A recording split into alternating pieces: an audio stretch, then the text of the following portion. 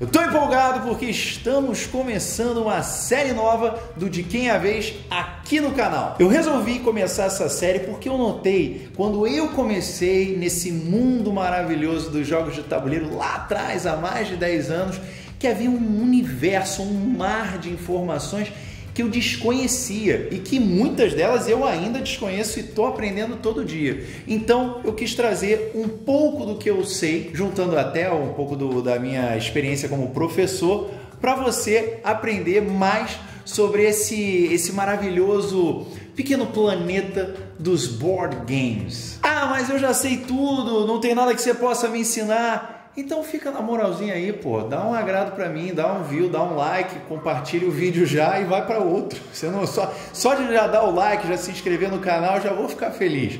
Você não precisa aprender nada aqui agora não vou ficar triste se você não aprender. Eu vou ficar triste se você ficar de sacanagem aí. E no episódio de estreia eu vou explicar para vocês um pouco mais do vocabulário que a gente usa, para que você se sinta mais profissa e possa parecer um mega experiente naquelas rodas de jogos de tabuleiro quando você for a eventos ou encontrar com uma galera ou quiser simplesmente apresentar um jogo novo. Então, solta a vinheta do De Quem é a Vez Explica.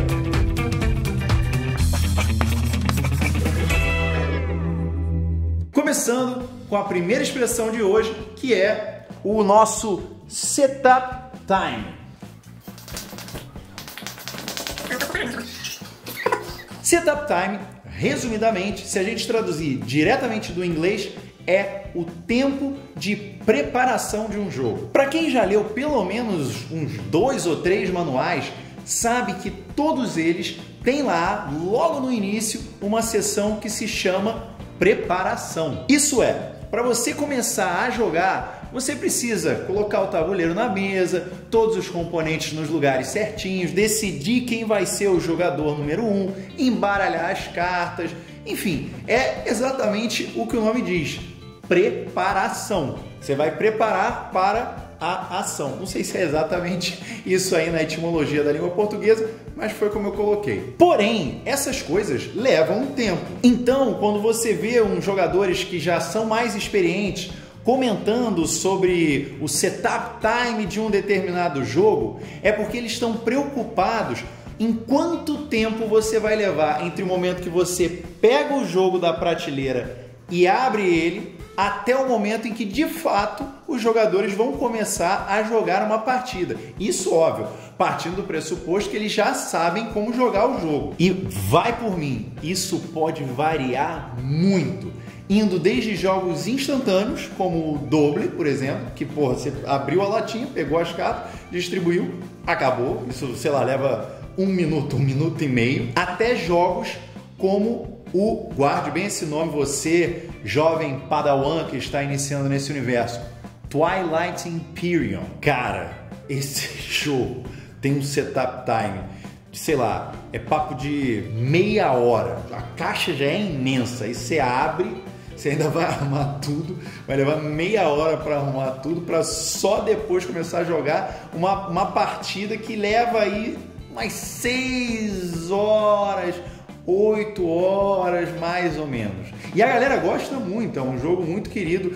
da galera hardcore, mas tem que ter paciência para esse jogo. Ou seja, resumindo, quando a gente fala de setup time, é basicamente para dizer se um jogo demora muito para ficar pronto ou se ele é rapidinho. Segunda expressão de hoje, ver mesa.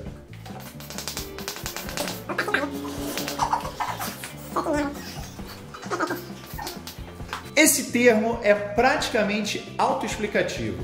Ver mesa significa que o jogo foi para a mesa, ou seja, significa que o jogo foi jogado. Resumidamente, essa expressão é usada para dizer se um jogo é jogado com frequência ou não. Ah, Rafael, mas use essa expressão numa frase. Então, meu amigo, eu usarei Dixit vê mesa toda semana. Ou então, Power Grid não vê mesa há 5 anos. Normalmente, quando um jogo tem um setup time muito alto, ele acaba não vendo tanta mesa assim, porque no dia a dia, ainda mais quando você está apresentando esse mundo dos board games, dos jogos de tabuleiro para uma galera novata, dificilmente você vai pegar um jogo cujo setup time é alto, então o jogo acaba vendo menos mesa quando ele demora mais para ficar pronto para ser jogado. Inclusive, tem muita gente que usa isso como um parâmetro, né, para decidir se vai se desfazer daquele jogo de tabuleiro ou não. O pessoal pensa, pô, mas esse jogo já não vê mesa há tanto tempo,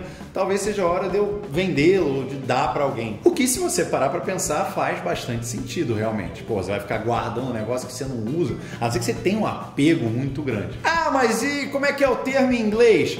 Não sei, eu tô até hoje no mundo dos jogos de tabuleiro, não aprendi, não pesquisei. Se você souber como é que é o termo ver mesa em inglês e não vai falar see table, né? Porque eu acho que não é esse o termo, coloca aí nos comentários que eu vou ficar feliz. Eu acho que muita gente também. Muita gente eu não sei, mas umas 12 pessoas de repente. Terceiro termo, AP. AP é um acrônimo de Analysis Paralysis. Sim, isso vem do inglês também e poderia ser traduzido, obviamente, como análise e paralisia. É um mal que pode acometer você, sim, porque já me acometeu e eu acho que acomete todo mundo em algum momento da sua vida como jogador de board games ou de jogos de tabuleiro. Muitas vezes você está lá jogando um jogo e de repente são tantas opções para você fazer que você se perde naquele mar de possibilidades e fica ali analisando, pensando e paralisado. E o tempo passa e você não joga. Isso é ruim por quê? Porque acaba fazendo com que a partida leve mais tempo do que ela deveria. E, obviamente, vai chateando, vai incomodando os outros jogadores que vão se entediando. Aí, uma coisa que ninguém costuma fazer quando está jogando o jogo de tabuleiro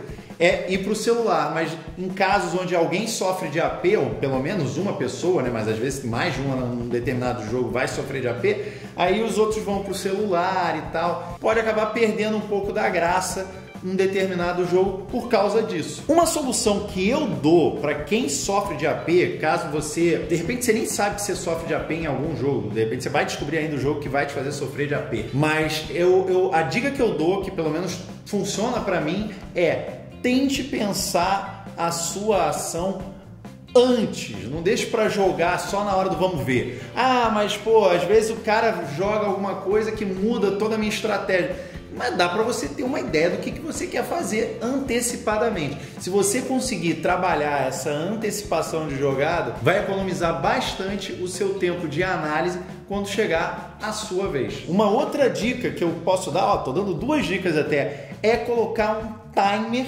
tipo, pode ser até uma ampulheta mesmo, para o jogador definir o que ele vai fazer. Ó, você vai ter 1 minuto, ou sei lá, 2 minutos para decidir o que você vai fazer. Se você não decidir, você perdeu a vez. Porque, pô, não pode também, né, o cara que tem AP prejudicar todo o andamento ou a diversão daquele jogo, que a graça é justamente a gente curtir, a gente aproveitar, a gente se empolgar enquanto estiver jogando. Mas claro, o jogo em si, ele pode ser só um catalisador. Muitas vezes o problema está no jogador. Às vezes o cara pode pegar um jogo super simples e sofrer AP.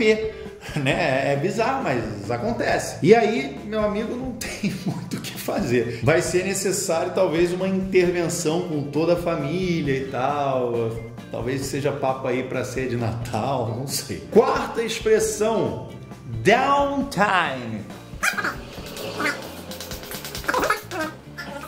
Essa é uma expressão que a gente não traduz, a gente fala downtime mesmo, e serve para definir o tempo que a gente espera entre cada jogada de um jogador. Ou seja, a gente está lá numa mesa jogando e tal. Aí o Mário vai jogar. Ele leva 5 minutos para jogar. Então o downtime que eu vou ter é de 5 minutos. Mas não exatamente. Porque pensa que pode ter mais 2 pessoas jogando.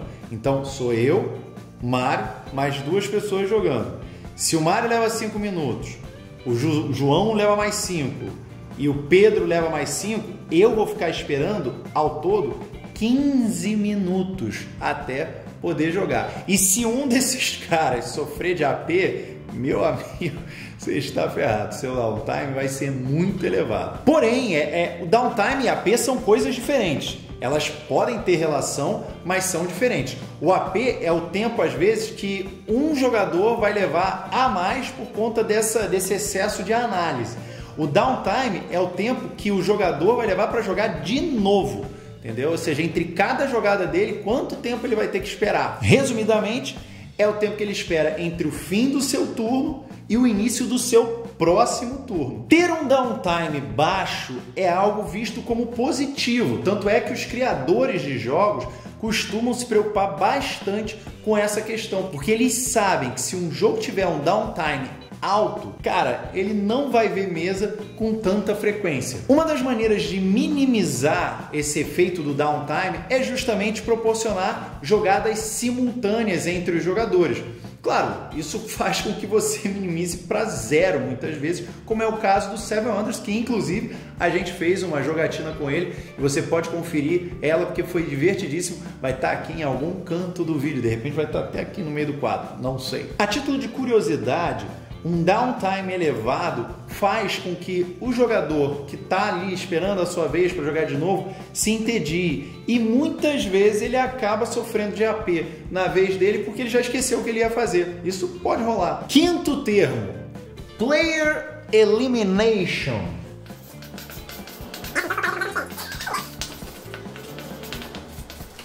Eu dei uma coxambrada aqui, calculei mal. Mas não tem problema. A ideia é o que o nome diz, a eliminação do jogador. O pessoal não fala PE, até porque pode confundir com polícia do exército e tal. Não, é Player Elimination. A ideia é justamente um jogo que tem eliminação de jogadores. Quando o jogo tem esse tipo de característica, às vezes a jogatina se torna um pouco frustrante, principalmente para o cara que foi eliminado. Porque se o jogo é um jogo demorado, imagina, o cara fica fora durante 40 minutos, uma hora, tá todo mundo lá se divertindo, jogando, e você tá lá chupando o dedo, tem que ir pro celular. Hoje em dia até tem essa vantagem, né? Você pode ir pro celular, mas na época que eu comecei a jogar jogo de tabuleiro, não tinha o smartphone, não tinha um refúgio do smartphone, então você ficava literalmente sem ter nada para fazer enquanto não acabasse a partida. Claro que isso era mais comum em jogos mais antigos.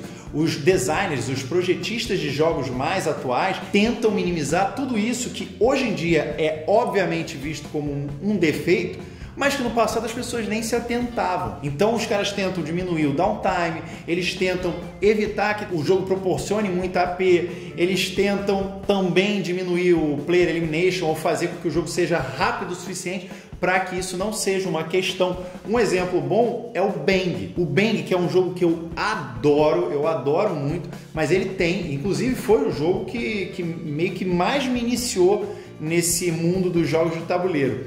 Mas ele tem eliminação de jogador e às vezes você ficava 40 minutos, meia hora sem voltar a jogar. Porém, a empresa que fez o jogo lançou o Bang Dice, que é muito mais ágil. Então, se você for eliminado, no máximo você vai esperar uns 10 minutos até voltar a jogar. E para fechar, temos o sexto termo de hoje, que é o Alpha Player, que eu escrevi com F, embora se a gente estiver falando player, tenha que ser com PH. Mas quem se importa, não é verdade? A ideia do Alpha Player é o que o nome já diz, é o jogador alfa. É aquele cara ou aquela garota que na hora que está jogando tenta dominar tudo, tenta mandar em tudo. Você vai observar os hábitos de um Alpha Player em jogos cooperativos. Em jogos competitivos é muito difícil você ver a predominância ou o aparecimento dessa característica no jogador. Porém, quando você vai jogar um Zombicide, um Ilha Proibida, vai aparecer alguém que fala, não, você tem que fazer isso, você tem que fazer aquilo outro. Cara, o Alpha Player pode ser uma figura muito desagradável. Essa figura tem que ser contida logo no início. É como o AP, você tem que chegar e falar, olha, você tem um problema, caraca, agora que eu me dei conta, olha só, AP, Alpha Player. Olha, o AP é o problema sempre, seja como Alpha Player ou como análise parálise. Então, se você tiver qualquer tipo de AP, busque apoio urgente. A gente está aqui para lhe ajudar. Se você sofrer de qualquer tipo de AP, por favor, coloque a mão na consciência e seja uma pessoa melhor. Bem, esse foi o primeiro episódio do De Quem é a Vez Explica, trazendo para vocês um pouquinho do vocabulário que a gente usa nesse universo. Eu espero que vocês tenham gostado. Coloquem aí, se inscrevam no canal, coloquem os comentários. Digam o que vocês querem saber, o que vocês acham que seria maneiro explicar para essa galera nova que está entrando aí no universo de board games, porque estamos aqui para isso. Eu gosto de ensinar, estou até com um jaleco, talvez eu pegue um outro jaleco. É isso, ative o sininho e valeu!